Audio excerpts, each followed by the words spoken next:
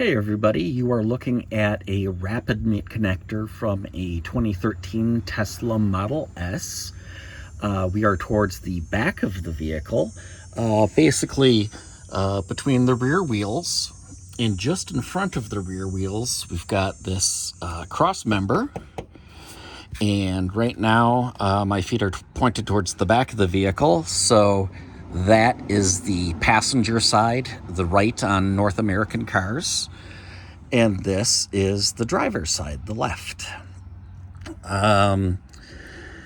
So I'm working on the battery pack, and because of that, we've got the car up in the air. And so I figured this would be a good time to take a look at these connectors.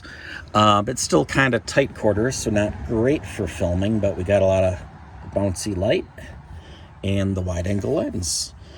So here we have the high voltage side.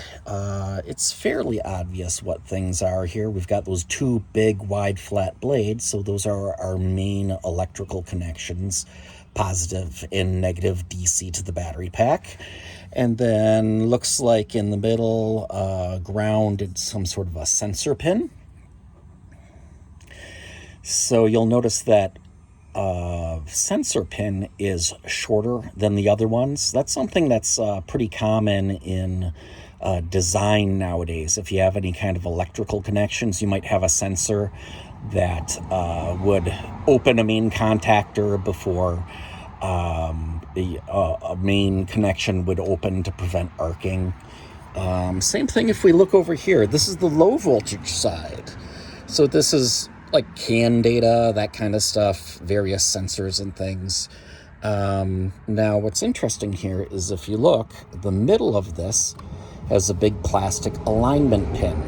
And this sticks out a little further, so what's going to happen is that's going to hit the battery pack first and make sure this whole thing is aligned to go in there. The other thing is that both of these connectors are spring mounted. So that's what actually makes the connection, is just the fact that these are spring mounted and they push down into the battery pack. So if I push here, you can see how this can wiggle around, and I can also just push it straight up. Now the downside of that is you can get sand and things like that up in here, or maybe this gets moved funny and it gets jammed in a position that's not quite right, so it can't spring down. So if for any reason you're dropping the battery pack on this car before putting it on, you want to make sure to get this all cleaned out. Use some compressed air or whatever you got to do to get all that dirt out of there.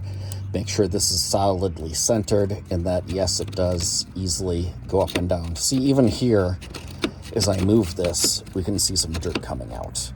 Now, the other thing that's kind of especially important on this low voltage side is you really got to make sure that's seated properly, because I actually had the issue where we put the battery pack back on, but I was not able to supercharge. And what it was this was not fully seated. And I have no idea which pin it is, but one of those, without it fully seated, the car would not supercharge. Everything else on the car worked fine. Ran, drove, everything was normal, no errors. It just would not supercharge. And unfortunately, once the battery is on, it takes up all the space. So you can't get at this or see any of this. So what I had to do at that time was, because the battery's here and then this cross member's in the way, had to make sure to remove the panels and then back kind of by the motor here, go up and over this cross member with a little scope to be able to see. Reach my fingers over the top and just push that down. And what I did, I felt it move a little tiny bit, but it was definitely movement. It went from not being completely seated to being completely seated. So very important there. The other thing about dirt and that sort of thing is make sure these are all clean.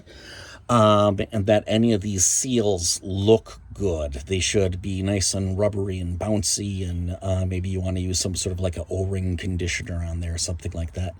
This one feels kind of heavier to me. It doesn't really move around quite so much. But again, make sure that's properly centered. Make sure there's no dirt in there. And those are the rapid mate connectors on the Gen 1 Tesla Model S.